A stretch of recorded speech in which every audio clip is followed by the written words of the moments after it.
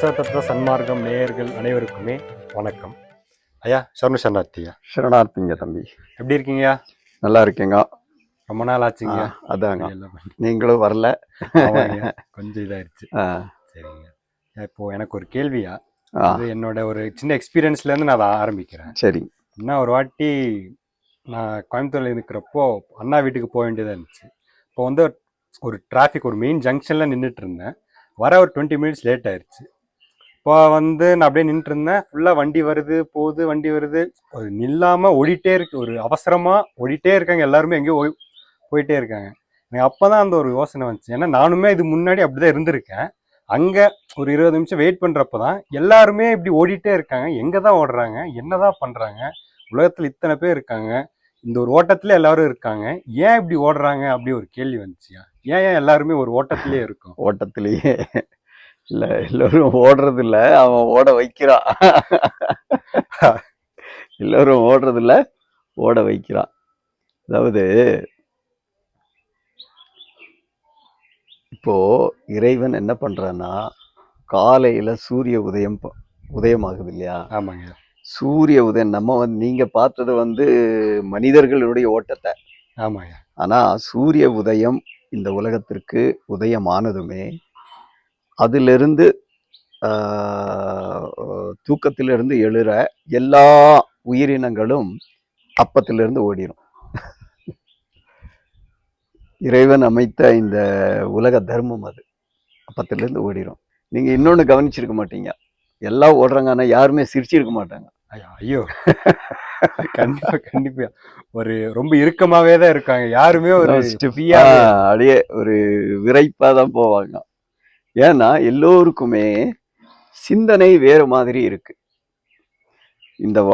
இந்த உலகத்துல இந்த வாழ்க்கைய அனுபவிச்சு சந்தோஷத்தோட ஆனந்தமாக வாழ வந்தவங்க யாருமே, எல்லாம் அதுக்காக தான் வந்திருக்கோம். ஆனா யாருமே அப்படி நம்ம வாழல.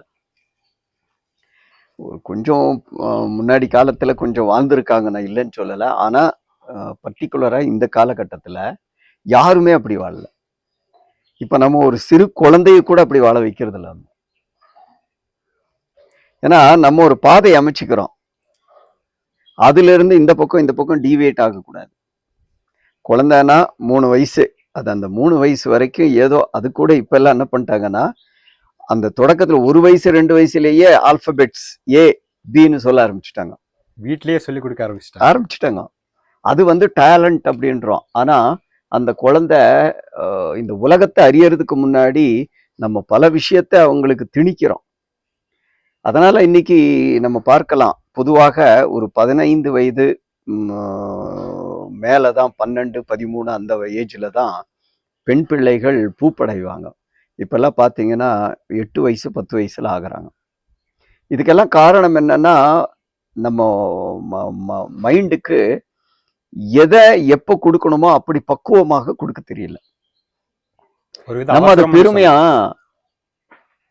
பெருமையா சொல்றோம். அதாவது என் பையன் இப்படி பண்றான், இதை சொல்ல வச்சிருக்கேன் அப்படின்னு. அது எல்லாமே அது சரியான ஒரு நிலை அல்ல. அதுவும் ஒரு ஸ்லோவா அந்த அந்த ஒரு ஒரு கிராஜுவலா தான் அது என்ன ஆயிட்டு வரணும், அது வளர்ந்துட்டு வரணும். ஆனா நம்ம எடுத்ததுமே இறுக்கமா பிடிச்சி எல்லாத்தையும் கொடுக்குறோம் பாருங்க. அந்த குழந்தைகளை வாழ்க்கையே ஒரு நேரோவா தான் பார்க்குது. அதாவது ஒரு குறுகிய மனப்பான்மையோட தான் பார்க்குது. அப்புறம் ஸ்கூலுக்கு அனுப்புவோமா, ஸ்கூல்ல படிக்கணும், ரேங்க் ஃபர்ஸ்ட் தான் இருக்கணும், எல்லாம் 100க்கு 100 தான் இருக்கணும். இப்போ எல்லாமே ஃபர்ஸ்ட் ரேங்க் அப்படின்னா செகண்ட் ரேங்க் யாரு வாங்குறது? 40 பேர் இருந்தா எல்லாருமே ஃபர்ஸ்ட்னா அது எப்படி முடியும்? இப்ப பாருங்க எக்ஸ்பெக்டேஷன் எப்படி அப்படின்னு. அதாவது அந்த அந்த அமைப்பே தவறாக இருக்குங்கிறது தான் நம்மளுடைய விஷயம். இப்ப நம்ம கவனிக்கணும். அப்புறம் பாத்தீங்கன்னா ஸ்கூலு, காலேஜில் போனா நீ படிச்சு இப்படிதான் படிக்கணும். என்ன படிக்கிற? என்ஜினியர் படிக்கிற. எதுக்கு படிக்க சொன்னாங்க, படிக்கிற இல்ல, அடுத்து என்ன பண்ணோம்? IT company. ஏன்னா நல்ல ஊதியம். இப்ப எங்கன்னா பொருளாதாரத்தை தேடிய வாழ்க்கை ஆயிடுச்சு. பொருளாதாரம் இருந்தா, பணம் இருந்தா வாழ்க்கை சுகமாக இருக்கும்னு நினைச்சு எல்லோருமே அங்க போனாங்க. கொஞ்சம் வசதியா இருக்கலாம், ஆனா சுகமா இருக்கவே முடியாது. எல்லோருமே ஆரோக்கியத்தை இழந்தாங்க. சந்தோஷத்தை இழந்தாங்க. இங்க பாருங்க, பணம் வந்திருக்கலாம், ஆனா ஆரோக்கியம் இருக்காது, சந்தோஷம் இருக்காது, ஆயுளையே இழந்துட்டாங்க. நல்ல பழக்க வழக்கங்கள் இருக்காது. அது இதெல்லாம் இல்லாம போனா ஆட்டோமேட்டிக்கா அது என்ன ஆயிருது, ஆயுளும் கம்மியா இல்லாம போயிடுது. இப்ப நாமே நமக்கு எதை வைக்கிற மாதிரி, ஒலை வைக்கிற மாதிரி தான் வாழ்க்கை. இப்படி வாழ்றது தான் வாழ்க்கைன்னு நம்ம நினைச்சிட்டு இருக்கோம். அது நிச்சயமாக இல்லை. நம்ம எதை அடையணுமோ அதை விட்டுட்டு கண்டதுக்கெல்லாம் நம்ம போராடிக்கிட்டு இருக்கோம். அதனால எல்லோருமே அதுக்காக தான் ஓடுறாங்க. ஏன்னா அவங்களுக்குன்னு ஒரு சம்சாரத்தை கட்டி வச்சிருக்காங்க. சம்சாரம் என்னன்னாக்கா, நான் முதல்ல அந்த போன வீடியோல சொன்னேன் இல்லைங்களா, அதாவது என்னுடையது, என் குடும்பம், நான், என் உடல், இதுக்காக தேவை, அந்த தேவைக்காக தேவையை பூர்த்தி செய்ய ஓடணும். இப்பெல்லாம் தேவை அதிகரிச்சிருச்சு. முந்தையெல்லாம் வாழ ஒரு வீடு, ஒரு வேலை, அப்புறம் ஒரு குடும்பம், இப்படி இருந்தா போதும். இப்ப அப்படி இல்லை. இப்ப நம்ம வீட்டுல எல்லாம் இந்த பொருள் எல்லாம் இருக்கணும். நம்ம அதை கடன் வாங்குறோமோ இல்லையோ, அதை சம்பாதிச்சு வாங்குறோமோ கடன் வாங்குறோமோ, ஆனா அந்த பொருள் எல்லாம் இருக்கணும். ஒரு ஸ்டேட்டஸ் மாதிரி. ஸ்டேட்டஸ். ஆனா பொருளாதாரத்துல நம்ம இப்ப நாங்க ஒப்பீடு வாழ்க்கையை நம்ம வாழ்றோம். நான் உங்களை பார்த்து ஒப்பிடுறது. உங்க வீட்டுக்கு நான் ஒரு முறை வர்றேன்னா, உங்க வீட்டுல ஒரு விலை உயர்ந்த ஒரு பொருளை உங்களால முடியுது, நீங்க வாங்கி வச்சிருப்பீங்க. அப்பவே என்னுடைய எண்ணம் போகுது, நானும் இது போல ஒண்ணு வாங்கணும். என்னுடைய பொருளாதார நிலை, என்னுடைய சூழ்நிலை, இதெல்லாம் நான் யோசிக்கிறது இல்லை. இப்படியாக நம்ம வாழ்க்கைய நமக்கு நாம கெடுத்துக்கிட்டோமே ஒழிய, இதனால எல்லோருக்குமே ஒரே சிந்தனை என்னன்னா, பணத்தின் சிந்தனை, அவ்வளவுதான். இப்பெல்லாம் நீங்க ரோட்ல பாத்தீங்கன்னாக்கா, அவங்க போற அந்த ஃபாஸ்ட், அந்த ஸ்பீடு இருக்கு இல்லையா, அது உயிரை துச்சமாக மதிக்கிறாங்க. ஒண்ணு இவங்க விபத்துக்கு உள்ளாகுவாங்க, இல்லைன்னா மத்தவங்க யாரோ ஒருத்தருக்கு அடிப்பாங்க. அந்த மாதிரி ஸ்பீட்ல போவாங்க. ஏன்னா கமிட்மெண்ட் எப்படி, 9 மணிக்கு அங்க போய் சேரணுங்கிற ஒரு கமிட்மெண்ட் வச்சிருப்பாங்க. ஆபீஸ் 9 மணிக்கு, இவன் 8 மணிக்கு தான் வீட்டுல கிளம்புவான், 8:30 மணிக்கு தான் வீட்டுல கிளம்புவான். அந்த பாதையில டிராபிக் இருக்கும், அப்ப ஸ்பீடா போகணும். நிர்பந்தத்திற்கு உட்படுறாங்க. அதனால எல்லாம் போயிட்டு இருப்பாங்க. அமைதியா இன்றைக்கு வாழ்க்கையே நடத்துறவங்க யாருமே கிடையாது. ஏன்னா அந்த பந்தத்துல, அந்த சம்சாரத்துல சிக்கிட்டாங்க. இத புரிஞ்சு இதுல இருந்து மீண்டு வர்றவங்க ரொம்ப ரொம்ப ரொம்ப ரொம்ப கம்மி. இதுக்கு அந்த உண்மையான அந்த ஞானம் இல்லாம அதை நம்ம சாதிக்க முடியாது. அதை இதுல இருந்து மீண்டு வர முடியாது. பொதுவா எல்லாம் அப்படித்தான். சரிங்களா? இது சம்சாரத்தினுடைய ஒரு நிலை, சூழ்ச்சி, மாயை சூழ்ச்சி. மாயை என்ன பண்ணிச்சுன்னா, நமக்கு இப்படிப்பட்ட ஒரு சம்சாரத்தை உருவாக்கிடுச்சு. இந்த சம்சாரத்தை சிக்கிக்கிட்டு, இதை நீங்க பாத்தீங்கன்னா, சம்சாரமே வேண்டான்னு துறவரத்துக்கு போவாங்க. அங்க போய் அவங்க சம்சாரத்தை உருவாக்கிக்கிறாங்க. மாயா அப்படி உருவாக்கி வச்சிருது. அங்க போகும்போது அவங்களுக்கு சம்சாரம் அங்கே தானா, அதாவது ஒண்ணுமே வேணான்னு போறாங்க. அங்க போகும்போது பசிக்கு உணவு தேவை, உடுக்க உடை தேவை. தேவையை எங்கே ஆரம்பிச்சாங்களோ, திரும்ப பாத்தீங்கன்னா அட்லீஸ்ட் வீட்டுல இருக்கிறப்போ ஒரு கொஞ்சம் பொருளோட இருந்தாங்க, அங்க போனா பெரிய பெரிய பில்டிங் கட்டி வேற மாதிரி ஆயிடுவாங்க. அதை மெயின்டைன் பண்றது ஒரு பெரிய விஷயம். அப்ப சம்சாரம் என்பது நம்மை அறியாமலேயே, எப்படி ஒரு மனுஷனுக்கு புற்றுநோய் என்பது அறியாமலேயே உள்ளுக்குள்ளேயே ஏற்பட்டு ஒரு காலகட்டத்தில் வெளிப்படுதோ, அது போல சம்சாரம்ங்கிறது நம்ம அறியாமலேயே நம்ம உள்ள இழுத்துக்கிட்டே போகும். அந்த சம்சாரத்தினுடைய தாக்கம்தான் நம்மளை இவ்வளவு எல்லோரையும் ஓட வைக்குது, எல்லா உயிர்களையும் ஓட வைக்குது. ஆனா உயிர்கள் அது பசிக்கு தேவை, பசிக்கு உணவு கிடைச்சதுமே வந்துடும். ஆனா மனிதன் அப்படி அல்ல. நம்மளோட ஆசை நீண்டுகிட்டே போகணும். முந்தையெல்லாம் நம்மளுடைய பெரிய அறிஞர்கள் ஒண்ணு வகுத்து வச்சாங்க, என்னன்னாக்கா 8 மணி நேரம் உழைச்சா போதும் அப்படின்னு. இப்ப எத்தனை பேர் 8 மணி நேரம் உழைக்கிறாங்க? அப்படி ஒண்ணு இல்லவே இல்லை. 8 மணி நேரம்ங்கிறது இல்லை. இப்போ 14 hours 16 hours சொல்லிட்டு. ஆமா, 8 மணி நேரமே இல்ல. இப்பெல்லாம் வந்து 12 ஹவர்ஸ், 14, 16 இப்படி போயிட்டு இருக்கு. அதுவும் சண்டே கூட எல்லாம் ஆ, கண்டிப்பா வரணுன்ற மாதிரி கண்டிப்பா வரணும்னு சொல்லி. மனித மனங்களுக்கு ஓய்வில்லை. அதனால விரக்தி ஏற்படுது, ஸ்ட்ரெஸ். அதனால வெவ்வேறான செயல்கள் எல்லாம் இன்னைக்கு நம்ம சமுதாயத்துல பார்க்கிறோம். நிறைய தப்பு தப்பான செயல்கள் எல்லாம் நடக்குது. அதான் நீங்க ஸ்ட்ரெஸ்ஸுங்கிறப்பதான் ஒரு இது வந்துச்சியா, சின்ன பசங்க ஒரு 3ஆவது 4ஆவது படிக்கிற பசங்க எல்லாமே எனக்கு ஸ்ட்ரெஸ் ஆகுது அப்படின்னு சொல்றாங்க. அந்த வார்த்தைக்கு அவங்க ஸ்பெல்லிங் தெரியக்கூடாது. அவங்க அப்படி சொல்றாங்க. அவங்களுக்கு இப்ப ஸ்ட்ரெஸ். ஏன்னா அவங்களுக்கு அதாவது அவனுக்கு மீறிய ஹோம்ஒர்க் கொடுக்குறாங்க. இப்படியாக உலகம் போயிட்டு இருக்கிறதுனால இதுதான் சம்சாரம்ங்கிறது. அந்த பையன் பிறந்து ஒரு வருஷம் 2 வருஷத்துக்குள்ள அவனுக்கு ஒரு சம்சாரத்தை நம்ம கட்டி வச்சிடறோம். ஒரு வட்டத்துக்குள்ள அவனை தள்ளிடுறோம், அவ்வளவுதான். அந்த வட்டத்தை மீறி அவனால வர முடியாது. அவனும் இதுதான் யதார்த்தமோ, இப்படிதான் இருக்கணுமோ அப்படின்னு ஒரு இயந்திரத்தனமா வாழ கத்துக்கிட்டாங்க.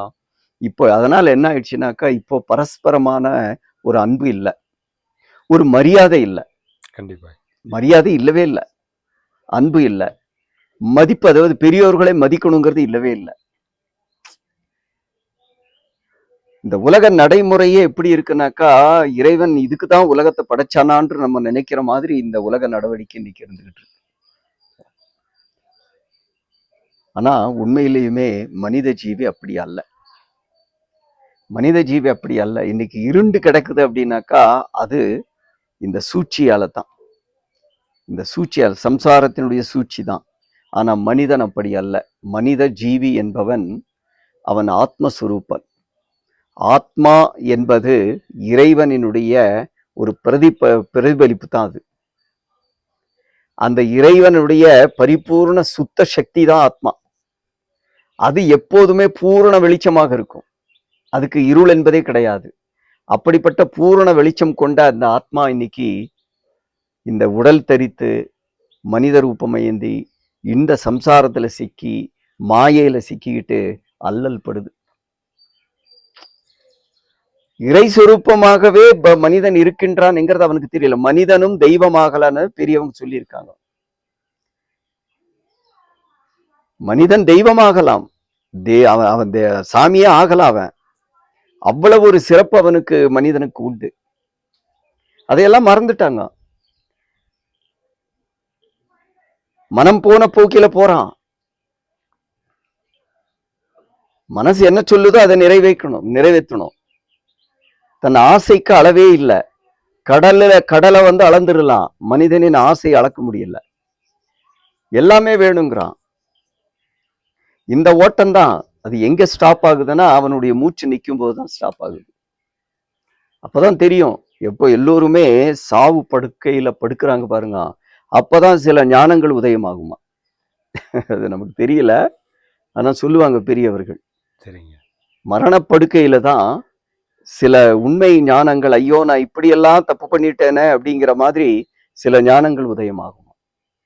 அது போல தாயின் கருவறையில் சிறு சிசுவாக இருக்கிறாங்க இல்லையா, அப்ப வந்து தேகத்தினுடைய சம்பந்தம் அவ்வளவு இருக்காது.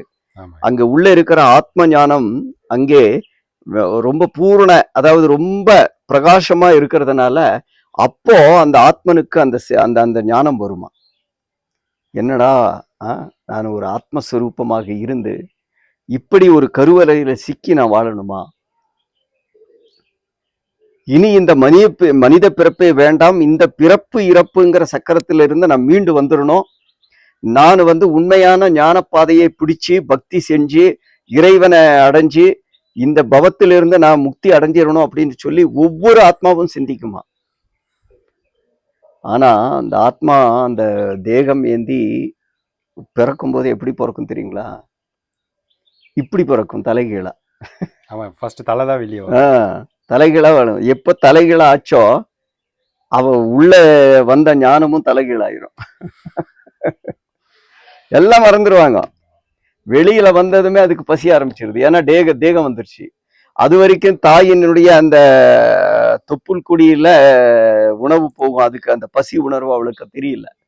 வெளியில தனி ஆனதுமே பசி ஏற்படுது, அழ ஆரம்பிச்சிருது. பசி, தூக்கம், இப்படி எல்லாத்துக்கும் தனது உணர்வுகளுக்கு கட்டுப்பட ஆரம்பிச்சிருது. இந்த தேகத்தினுடைய உணர்வுகளுக்கு அது கட்டுப்பட்டு கட்டுப்பட்டு கட்டுப்பட்டு தேகம்தான் நான், தேகத்தை தான் திருப்திப்படுத்தணும், தேகத்துக்காக வாழணும், தேகமே தான் என்ற அந்த ஒரு அந்த அந்த இருளுக்குள்ள மாட்டிக்குது. எது? பூரண ஞானம் கொண்ட ஆத்மஸ்வரூபம் தன்னையே மறந்து தேகத்துக்குள்ள சிக்கிக்குது அது. அதனால முதல்ல உற்பத்தி ஆகிறது தேக சம்சாரம் தான். அப்புறம் தன் தாயை பார்க்குது, தந்தையை பார்க்குது, உறவுகளை பார்க்குது. இந்த உலகத்தை ஒவ்வொன்றா தெரிய தெரிய இது ராகரஞ்சனை மிக்க உலகம். சும்மா கலர்ஃபுல்லா இருக்கு பாருங்க, எல்லாமே கலர் கலரா தெரியுது. அது வேணும், இது வேணும், இதை சாப்பிட்டா டேஸ்ட்டு, அதை முகர்ந்தா டேஸ்ட்டு, அதை அனுபவிச்சா டேஸ்ட்டு, ஒவ்வொன்றையுமே இது நல்லா இருக்கேன் நல்லா இருக்கேன்னு இந்த வெளி உலகத்தை அனுபவிக்கிறதுலேயே அதனுடைய காலம் போயிடுது. நான் ஆத்மஸ்வரூபம், நான் அன்றைக்கு எனது தாயின் கருவறையில இந்த மாதிரி சிந்தனை பண்ணேன், பிறப்பு இறப்பு அந்த சக்கரத்திலிருந்து மீண்டு நான் முக்தி அடையணும்னு நான் அன்னைக்கு தியானம் பண்ணேன், அதை நான் அடையணும்னு அதுக்கு அந்த ஞானமே வராது. ஏன்னா அங்கேயே மாயை அது என்ன பண்ணிடும்னா இப்படி தலைகீழா அனுப்பிச்சுட்ரும். மாயையினுடைய சூழ்ச்சி சாமானியம் அல்ல. ஆக இந்த சம்சாரம் நம்மளை விடவே விடாது. அது அங்க ஆரம்பிச்சது, தொப்புள் கொடி அறுப்பட்டு வெளியே வந்ததுமே சம்சாரம் ஆரம்பிச்சிடுச்சு. அது எது வரைக்கும்னா கல்லறைக்கு போற வரைக்கும் அது வரும். கருவறையில் ஆரம்பிச்சு கல்லறை வரைக்கும் சம்சாரத்தோட ஒரே போராட்டம் தான், ஒரே போராட்டம். அப்ப அதுல இருந்து மீண்டு வரணுங்கன்னா நமக்கு உரிய ஞானப்பாதை நமக்கு வேண்டும். அதுக்குதான் இந்த சம்சாரத்தை பத்தி நமது அப்ப பசவ தந்தை ஒரு அற்புதமான ஒரு வச்சனாமூர்த்த ஞானத்தை சொல்றாரு. சொல்லுங்களா? சொல்லாங்க. இப்ப இந்த சம்சாரத்தை பத்தி நான் சொன்னது புரிஞ்சுட்டீங்களா? புரிஞ்சுதுங்க. எப்படி நம்ம இதுல இருந்து வர்றோம் அப்படிங்கிறது ரொம்பவே நல்லா புரிஞ்சு. எல்லாமே நம்ம எல்லோருமே, நீங்க யார் ஒருத்தரும் அந்த இதுல இருந்து, ஏன்னா எல்லோருமே இறைவனே இங்க பிறந்து வந்தாலும் கருவறையில் தான் வரணும்.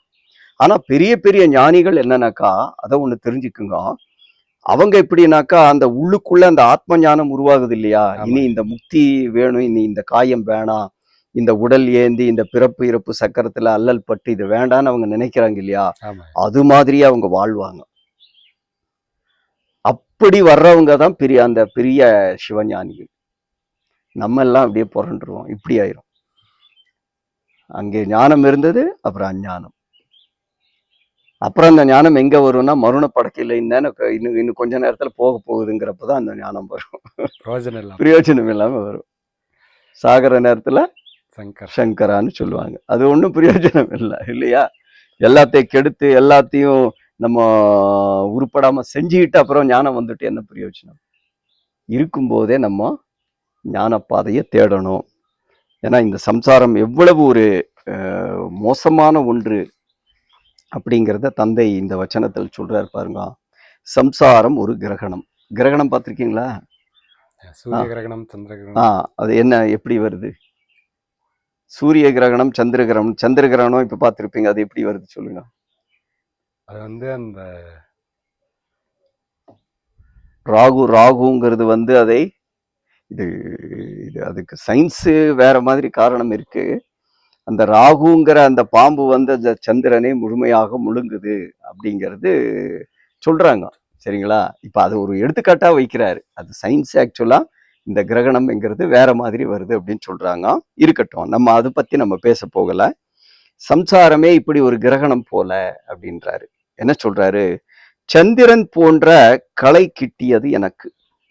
நான் பார்க்கறதுக்கு சந்திரன் போல இருந்தேன். எப்போ அந்த கலை இருந்தது? நானே எனது தாயினுடைய கருவறையில் அந்த ஞானம் பிறந்தது இல்லையா? அப்போ பூரண ஞானம், எனக்கு ஏதொன்றும் இல்லை, ஞான ரூபமாக அப்பா இனி இந்த பிறப்பு இறப்பு வேணாம், எனக்கு முக்தி அடைஞ்சிடணும் அப்படின்னு சொல்லி அந்த பூரண ஞானத்துல சந்திரன் போல, அந்த பௌர்ணமி சந்திரனை போல நான் இருந்தேன், பிரகாசமாக இருந்தேன். இப்போ அங்கிருந்து தலைகீழாக பிறந்த கட் பண்ணாங்க. எதை? தொப்புள் கொடியை கட் பண்ணாங்க. இப்போ எனக்கு உற்பத்தி ஆயிடுச்சு. என்ன? இப்பதான் எனக்கு காயம் இருக்கிறது தெரியுது. ஏன்னா பசி ஆரம்பிச்சிடுச்சு, வலி ஆரம்பிச்சிடுச்சு, ஏன்னா யாரோ தொடுறாங்க. இந்த உணர்வுகள் எல்லாம் எனக்கு புதுதா வருது. பசி உணர்வு, தாகம், தூக்கம், யாரோ தொடுறாங்க, எங்கெல்லாம் பேசுறாங்க, அந்த அக்கம் பக்கத்துல சத்தம் எல்லாம் கேக்குது, காதெல்லாம் இருக்கு இல்லையா? இதெல்லாம் புதிதான ஒண்ணு தானே. அந்த ஆமா. புதிதா ஒன்ன வந்து என்ன நான் அறிய ஆரம்பிக்கிறேன். இப்போ ஏதோ ஒண்ணு புதுமையை அறியும் போது நான் என்ன மூலத்தை மறந்துடுறேன். அப்ப சொல்றாங்க, அந்த புதுமையாக நமக்கு அந்த ருசிகரமா கொடுக்குது பாருங்க அந்த மாயை. அதோட ஏன்னா நான் அந்த தேகத்தோட ஒன்றி போகணுங்கிறதுக்காக அது கொடுக்குது. அப்போ அந்த தேகத்தோட தான் எனக்கு முதல்ல சம்சாரமே. தேக சம்சாரம் தான் என்னுடையது முதல்ல. இந்த உடலோட ஒன்றிக்கிறேன் நான். உடல் நான் தரித்து வந்தது அல்ல. இப்ப நான் இந்த சட்டையை தரித்திருக்கேன், இப்ப வேணான்னு கழட்டி வீசுறேன். அப்படிதான் இந்த உடலையும் நம்ம கொண்டு வந்திருக்கோம். ஆனால் அதை மறந்து உடல் நான் என்று ஆயிடுறேன். அது என்னுடைய சம்சாரம், அந்த உடல் மேல் இருக்கின்ற பற்று. அதுதான் சம்சாரம் என்ற ராகு பூரணமாய் என்னை முழுங்கியது. அந்த சம்சாரம் நான் பிறந்ததுமே, தாயிலிருந்து நான் வேறு ஆனதுமே, எனது உடல் நான் என்ற ஒரு உணர்வு அங்கே பிறந்துச்சு. எனக்கு பசிக்குது, நான் இங்க இருக்கேன், என்னை சுற்றி இப்படி இருக்கு. அப்போ நான் என்ற உணர்வு எங்கே ஆரம்பிச்சதோ மெதுவாக அந்த சம்சாரம் என்னை ஆட்கொள்ள, அதாவது என்னை அப்படியே உண்ணுவதற்கு தயாராச்சு. பூர்ண சந்திரமாக இருந்த என்ன அது அப்படியே முழுங்க ஆரம்பிச்சுது. எது? சம்சாரம் என்ற ராகு. அது என்ன முழுமையாக, அதை கொஞ்சம் நஞ்சமே விடல, முழுமையா முழுங்கிடுச்சு. அப்போ முழுமையா முழுங்கி சம்சாரத்துல இருக்கிறவன் பைக்ல அப்படி போகாம எப்படி இருப்பான்? அந்த ரோட்ல அப்படிதான் போவான். அப்படிதான் போகணும். வேற ஒண்ணுமே இல்லை. அவனுக்கு தெரிஞ்சதெல்லாம் காயம்தான், உடல் தான். இந்த உடல், உடல் சார்ந்தவர்கள், இந்த உடல்ல இருந்து இந்த உடலை கொடுத்தவர்கள் தாய் தந்தைகள், இந்த உடலோடு பிறந்தவர்கள் சகோதர சகோதரிகள், இந்த உடம்பிலிருந்து வளர்ந்தவர்கள் பிறந்தவர்கள், பிள்ளைகள், இந்த குடும்பம். இதுக்கே அவனுடைய வாழ்க்கை சரியாயிருது. அலப்படுறான். இன்று எனது தேகத்திற்கு கிரகணமானது, அவ்வளவு தானே. பூரணமா அது வந்து என்னுடைய சம்சாரம் இப்படி பிடிச்சிக்கிச்சு என்ன. இப்ப நானு அந்த இருளுக்குள்ள மாட்டிக்கிட்டேன். இருள் என்ன? அஞ்ஞானம். உள்ளுக்குள்ள வந்த ஞானம் என்ன? எனக்கு பிரயோஜனம் இல்லை, மறந்துட்டேன். நான் யாரு, நான் எங்கிருந்து வந்த, உள்ள இருந்து என்ன அனுபவம் பெற்ற, என் தாய் கருவறையில என்னெல்லாம் நான் சிந்திச்சேன், இதெல்லாம் போயிடுச்சு. இங்க வந்து பச்சை பசேல் நிலத்தை பார்த்ததுமே எல்லாம் மறந்துருச்சு. ஒரு மாட்டுக்கு ஒரு பச்சை புல்வெளி இருக்கிற அந்த பச்சையான புல்வெளி தோட்டத்துக்கு விட்டா என்ன செய்யும்? அது மறந்து அப்படியே போய் மேய்ந்துக்கிட்டு எவ்வளவு மேய முடியுமோ மேய்ஞ்சிக்கிட்டு இருக்கும். அந்த மாதிரி எனக்கு ஆயிடுச்சு. நான் இப்ப எல்லாத்த மேய்ஞ்சிக்கிட்டு இருக்கணும். ஒவ்வொன்னா பார்க்கறதெல்லாம் சுகம் தானே. கண்ணுக்கு சுகம், காதுக்கு சுகம், வாய்க்கு சுகம், என்ன அறுசுவை உணவுகள் எல்லாம் இங்க இருக்கு. எல்லாத்த அனுபவிச்சுட்டு இருக்கும்போது என்னுடைய இந்த உடல் பூரணமா கிரகணத்துல மாட்டிடுச்சு. கிரகணம் ஆயிடுச்சு, அதாவது மறைஞ்சிடுச்சு, அஞ்ஞானத்துல மறைஞ்சிடுச்சு, சம்சாரத்துக்குள்ள சிக்கிடுச்சு. இனி எப்போது மோட்சம் எனக்கு கூடல சங்கம தேவா. அன்னைக்கு உள்ள இருக்கும்போது நான் முக்தி அடைகிறேன்னு சொன்னேன்னா அது எங்க கிடைக்கும்? எப்ப கிடைக்கும்?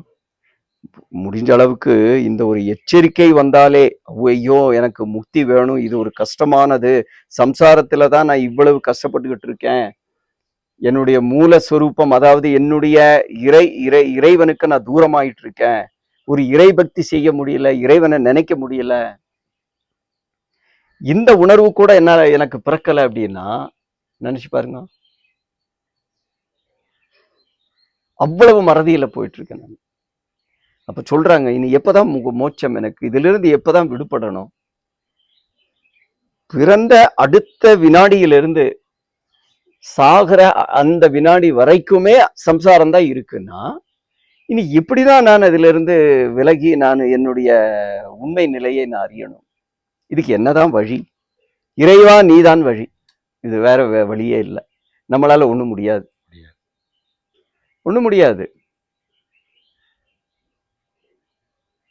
இப்ப கொஞ்ச நேரம் அதிகமா பேசினா எனக்கு தண்ணி வேணும். இப்போ ஏன்? தாகம். அப்புறம் பசி, அப்புறம் டயர்டானா கொஞ்சம் தூங்குறேன். இப்ப இந்த உணர்வுக்காகவே வாழ்க்கை போயிடுச்சுங்க. நம்ம என்ன பண்ணிருக்கோம்? உங்களுக்கு ஒரு ஆயுள் ஒரு 100 வருஷம்னு வச்சுக்கோங்க. நைட்ல ஒரு 8 மணி நேரம் தூங்குவீங்களா? டெய்லி ஒரு 8 மணி நேரம்னா வச்சுக்கலாங்க. சரி. அப்போ 8 மணி நேரம்னா 24 மணி நேரத்துல 8 மணி நேரம்னா 1/3. அப்போ 100 வருஷம் நான் உங்களுக்கு ஆயுள்னா 1/3 போட்டேன்னா 33 வருஷம் நீங்க தூங்கிட்டு தான் இருக்கிறீங்க. தூக்கத்துக்காக 33 வருஷம் போறீங்க, இப்போ விட்டுறீங்க அதை.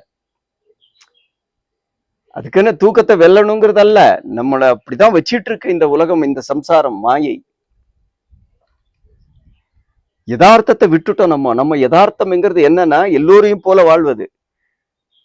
எல்லாம் எப்படி இருக்காங்க அது போல வாழ்வதுதான் புத்திசாலித்தனம் என்ன இந்த உலகம் நினைக்குது.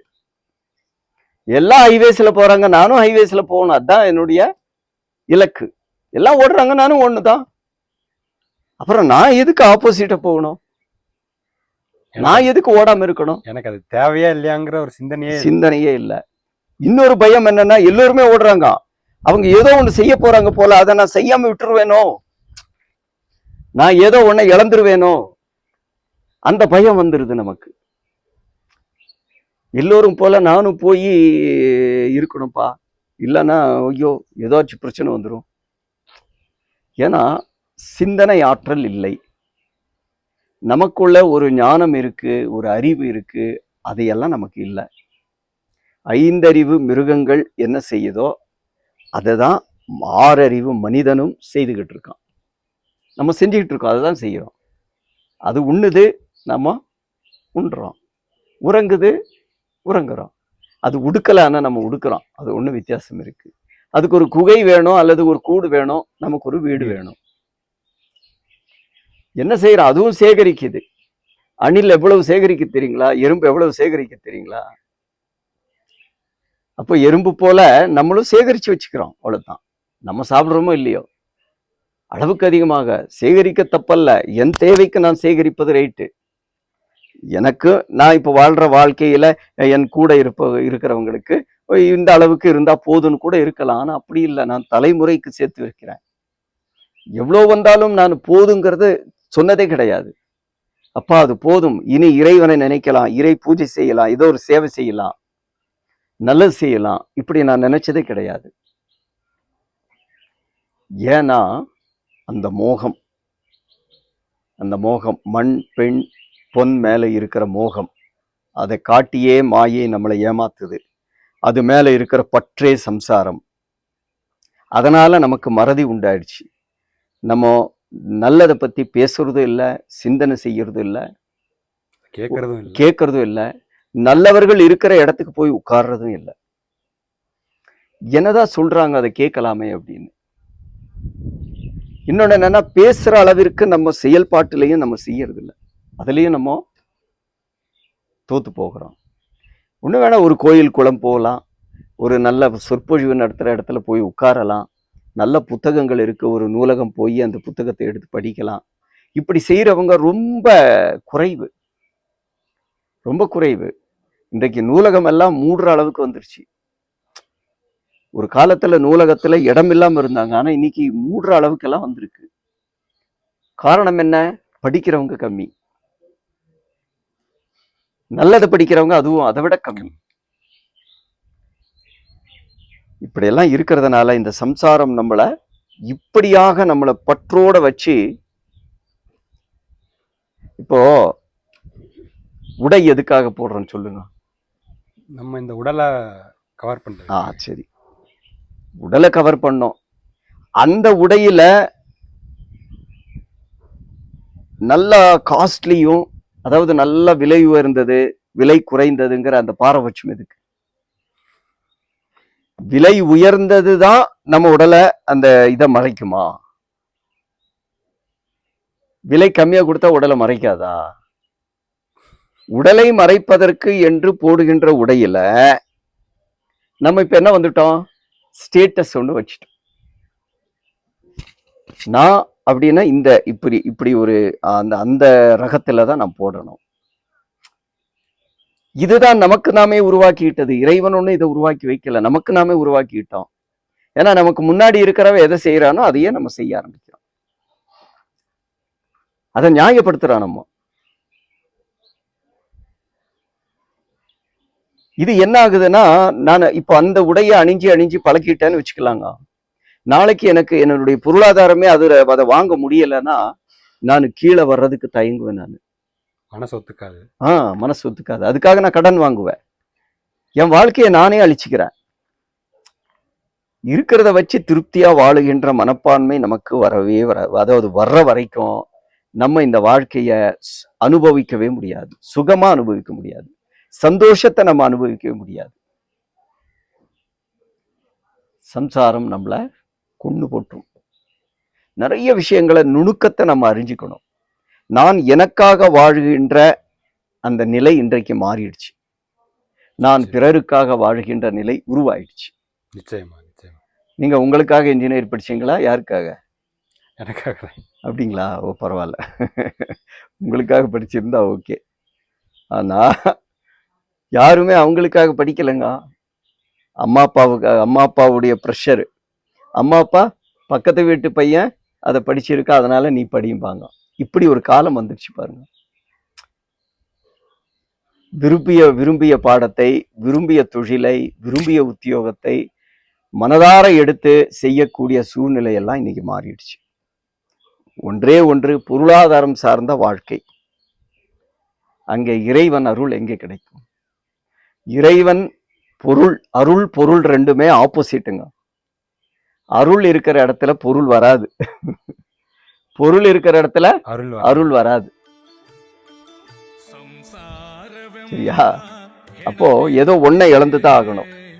ஆனா சந்தோஷமா வாழணும்னாக்கா இறை அருள் நமக்கு முக்கியமாக தேவை.